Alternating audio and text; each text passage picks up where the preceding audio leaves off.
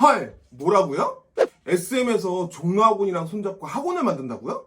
한 학기에 1,000만 원이요? 한 달에 250만 원이 들어간다고요? 카카오에서 SM 인수하더니 돈에 미쳤나? 왜 이래?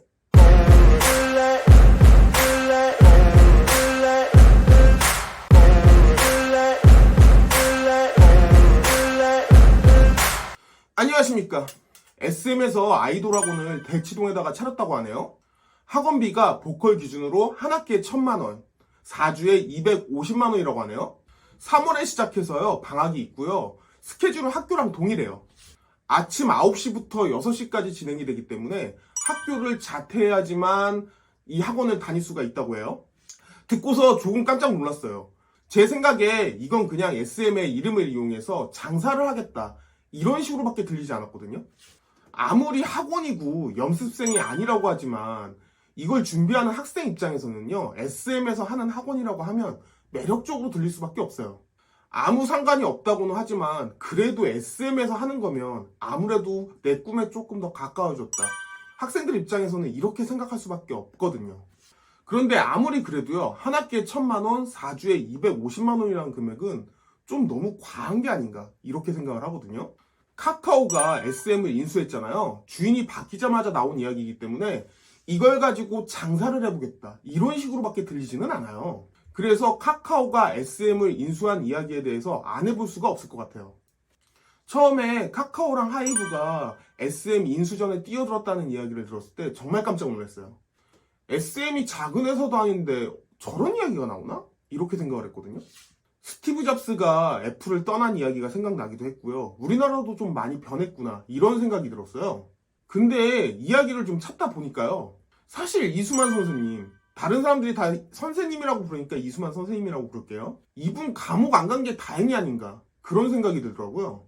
일단 그 부분에 대해서 간단하게 좀 이야기를 해보면요, 사실 SM이 JYP나 YG에 비해서 주가가 그렇게 높지 않았어요. 주주들 입장에선 이 부분이 가장 큰 문제였던 것 같아요. SM은요, 개인 회사가 아니라 주식회사잖아요. 주식회사는 주가가 올라갈수록 주주들의 이익이 커지기 때문에 그만큼 주가에 민감할 수밖에 없어요.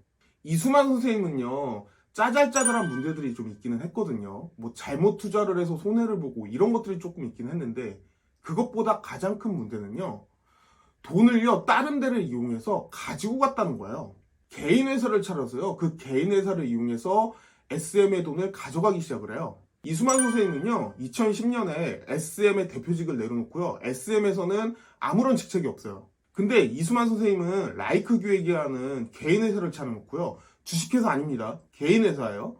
개인 회사를 차렸어요. 그리고 이 라이크 기획의 대표가 되었어요. 근데 이게 왜 문제가 되냐면요, 이수만 선생님은 이 라이크 기획이라는 개인 회사를 차려서요, SM과 용역 계약을 맺어요.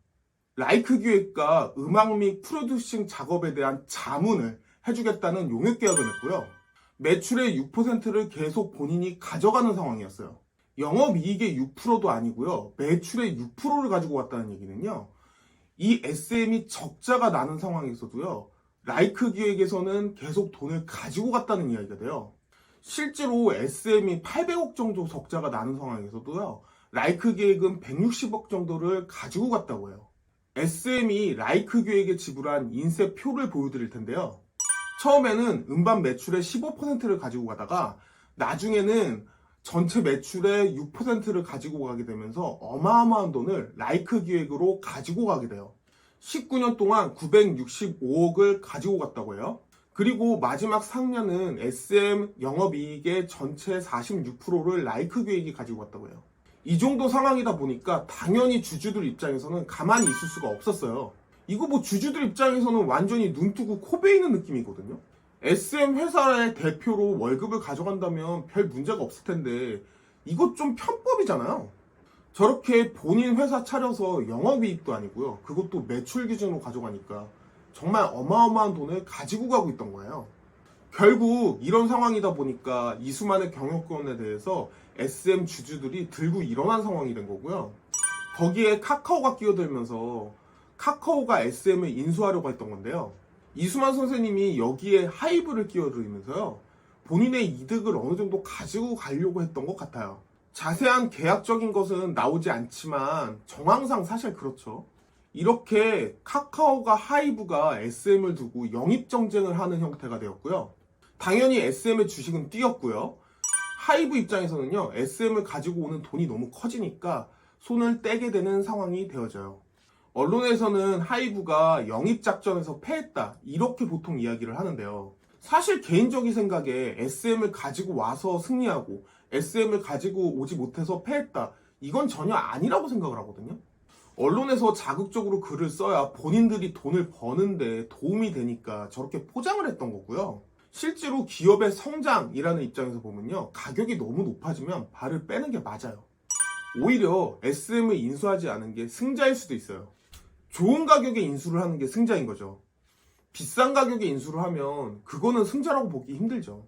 이런 부분은 언론의 문제라고 생각하는데요. 어찌되었든 카카오가 SM을 인수하게 되었죠. 실제로요, SM을 카카오가 인수한 후에요, 카카오의 주식은 떨어졌고요, 하이브의 주식은 올랐어요. 그리고 카카오가 SM을 인수할 때 시세 조정 의혹을 받고 있거든요. 그래서 검찰의 조사를 받고 있는 상황이기도 해요. 카카오를 압수수색을 했거든요. 이런 상황은요, 카카오한테 악재일 수밖에 없어요. 결국 이런 상황을 보았을 때 SM의 아이돌하고는요, 일종의 장사 형태로 보여줄 수밖에 없어요. 당연히 기업이라는 곳은 돈을 벌어야 되는 곳인데 가격까지 저렇게 높으니 그렇게 생각할 수밖에 없죠. 오히려 예고와 예준과 같은 학교를 만든다고 하면 이해가 갔을 텐데 학원이라뇨. 아무리 봐도 돈 벌려고 한다, 이렇게밖에 생각이 안 되죠. 앞으로 SM의 행보를 좀 지켜볼 필요가 있을 것 같아요.